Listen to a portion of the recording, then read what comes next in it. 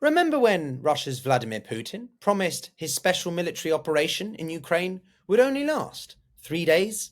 Well, now it's day 162, and US President Donald Trump has issued him a 10-day warning, illustrating just how far the Kremlin's war machine is falling. Russia's mighty arsenals nearly gone, its Soviet-era stockpiles depleted, its troops demoralized, abused, and sometimes tied to trees as sacrificial bait for Ukrainian drones. Yes, Russia's own soldiers are now being strapped to trees and left to die under the buzz of what's being called Baba Yaga, a fearsome flying death in Slavic folklore, now reimagined as Ukraine's giant attack drones. And all this as Russia's sustainability of its military operations and production really are being revealed as terrible. This isn't the return of a superpower, therefore. It's the slow-motion collapse of one. So in this video, I wanted to unpack what's really happening with Russia's growing dependence on other states, how it's reshaping the war in Ukraine, Trump's latest announcement as of today, and why this shift could backfire not just militarily, but entirely geopolitically in ways that Putin will probably never recover from. This is The Global Gambit. How's it going, everyone? Welcome back to the channel where on the Global Gambit we try to keep up with as much around the world, focusing a lot on Russia and Ukraine, including the remarkable statements coming out of Trump's meeting with Keir Starmer in Scotland, but also a very fascinating research that came out about Russia's depletion of its Soviet-era stockpiles. Now, when Russia launched its full-scale invasion in 2022, it leaned heavily on its massive Cold War-era weapon reserves, thousands of tanks, artillery pieces, and munitions that have been sitting in storage since the Soviet Union collapsed. It was a brutal force strategy. Why invest in cutting-edge tech when you can just throw mass at the problem and, well, think about development later down the line? But that strategy does have an expiration date, and it's here. According to new data, the volume of military equipment shipped from Russia's storage depots has plummeted from a wartime peak of 242,000 tons in 2022 to just 119,000 tons this year. That's not a strategic drawdown, therefore. It's a sign of complete depletion. Their warehouses are emptying and not being able to sustain or resupplied as quickly as some may like to claim. Russia has already sent most of its usable, easy-to-refit gear. What remains, therefore, is harder, older to repair, and often not worth the effort. That's why we do see T-4 tanks from the 90s rolling onto the battlefield. And this is supposed to be, what many thought as the second most powerful military, at least in Ukraine. Military analysts have cautioned, though, that this doesn't necessarily mean Russia is about to collapse. And I want to emphasize that as well. We can see the gradual dissolution of Russia's military capabilities, but Russia's tactics have changed to compensate for that. Meanwhile, the men that are sent to fight with that outdated kit, well, many of them are terrified. Other reports are suggesting that they are fleeing under the roar of drones, as we've seen through Ukraine's remarkable and rapid development in-house of its drone capabilities, and are therefore being sacrificed by Russia's own military command for desertion. According to some intercepted radio calls, commanders are now ordering soldiers to be tied to trees to await their own fate, often death by drone. The Russians even have a name for this, known as Baba Yaga. Now, one of the most stark and notable developments is the sheer scale at which the Kremlin and Putin are reliant on external support. And how do they get that support? Well, they have to beg, at least quietly, or, well, more lately, actually, very publicly. We know the extent that North Korean troops were present and important in the role in retaking Kursk from Ukraine. But more information shows that actually the role that North Korea is far bigger than we could have imagined. They now account for more than half of Russia's explosive material shipments. That's 52% of all explosive material by weight entering Russian arsenals in 2024. I'll give that another way. Russia, the nation that once built, say, the AK-47, the MiG-29, and the S-400 missile systems, are now dependent to so much Pyongyang's shell factories to keep its front lines from collapsing. North Korea has reportedly sent 28,000 containers of ammunition, artillery, and even troops to Russia, as we know. The logistics hub, well, it's the port of Nakoda on the Sea of Japan, previously seen as irrelevant, but now vital. And that is therefore making it quite difficult, just purely logistically, to see how it could be addressed by the Ukrainians or opposing sides. And North Korea isn't alone. As we know, Iran has been supplying explosives and over, now reports suggest, 13,000 tons of munitions via the Caspian Sea.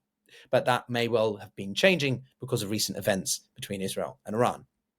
Most notably, however, of these is China, which, while stopping short of sending weapons, is propping up Russian defense industry by exporting critical components, machinery, and dual-use technology. Now, China would argue that this is non-lethal aid, but one recent report that I saw also claims that a Chinese drone has been, for the first time, shot down in Ukrainian airspace, demonstrating that China is no longer just tacitly involved, and that well could change the dynamics in this war.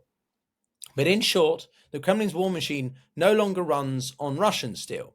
It runs on foreign support, much of it from what the West has called pariah states or rivals of them. And even with this lifeline, troop morale is breaking. Leaked videos show conscripts stripped and stuffed into shipping containers. Some are filmed with buckets over their heads, others dragged across fields between jeeps in a sadistic punishment called the carousel. One Russian soldier was filmed pleading for his life after deserting drone fire. His fate? He was tied to a tree as his commander radioed in, "Take him out in 30 minutes." So for years, Putin has cultivated an image of Russian or Soviet-based military invincibility, a state capable of standing on its own, of outlasting the West through sheer resilience and taking on its hypocrisy. But logistics don't lie. By 2025, frontline shipments of equipment will be half what they were 3 years ago. Much of the new production is being siphoned off to build stockpiles in case of future NATO confrontation, which means the current war in Ukraine is being fueled at scale by military shells made in Ukraine. Analysts suggest that this reliance allows Russia to preserve higher grade ammo for the longer term, but it also reveals just how close Moscow has come to running by. Now, of course, that's not denying the ammunition and military shortages on the Ukrainian side, but the point is that this is Russia, a country that we never thought we'd see in this predicament. Some have put it bluntly that 40% of Russia's ammunition now comes from North Korea. And yet this crisis isn't just about weapons, it's about that will. This desertion is rampant among Russian soldiers. Western estimates do suggest up to 50,000 Russian soldiers have not just been killed or something like that, they've just fled. And while Moscow will never deny it, as we know, their silence is deafening. When Putin is most up against the wall, he goes quiet, he disappears, as you saw in the mutiny attempt 2.5 years ago. Instead, families therefore post desperate appeals to Putin on Telegram. One soldier described watching 100 men die in a single assault. Another begged to be made a 300, a wounded status, so he could be pulled out. When soldiers refused to charge enemy lines, commanders reportedly put people up against the wall. And this is why you're seeing these premiums offered to new men to go to the front lines with no idea of the realities that face them. Putin has wanted this war to show strength. Instead, it really is exposing his absolute weakness. His effort to restore Russian glory has made the country more than ever dependent on China, militarily tethered to North Korea and economically reliant on Iran and China smuggling routes in ways that it may never come back from. This isn't therefore multipolarity, as some who may even comment in the comments. It's managed to climb. And from a Western perspective, whether you agree with it or not, the lesson is clear. Sanctions, export controls, and diplomatic isolation are working, but only if they're maintained. And with Trump's latest comments that he will impose even more methods to force other countries that deal with Russia to avoid doing so, such as 100% tax, well, that will force American companies to stop dealing, and therefore those countries, by extension, to stop dealing. This is the point, that one single policy tool is never enough, but used in conjunction, as we had in a very interesting conversation about sanctions just a few days ago, well, it can be very effective indeed. It's just not a quick fix, but it is beginning to bite. Now, Moscow is adapting by forming these axes of autocracies and has been very cunning in some ways of navigating, of sidestepping some of the worst effects. But that makes containment harder, but not impossible. The irony is rich, though, for many. While Kremlin propagandists claim Russia is standing up to Western hegemony, Putin has become more beholden to Beijing than any Soviet leader ever was. And the restoration of the once great, be it Russian Empire or the Soviet Union or something else, Putin is destroying the very country he seeks to reglorify. And more feared by his own troops than the enemy. Because now, for many Russian soldiers, the scariest thing isn't NATO, it's their own military commanders and Kremlin. So what should the West do with this knowledge? Well, first, recognize that Putin is not 10 feet tall. In some cases, is he even 5 feet tall? Its industrial complex is hollowing out, but it's being patched by countries that do not play by the rules, or at least the Western ones. That makes logistical sabotage, surveillance of critical supply routes like the Trans-Siberian Railway and maritime choke points potentially more important than ever from military standpoints. Second, there needs to be essentially stop assuming that this war can be frozen. Many people argue that the war can be frozen and peace can be found.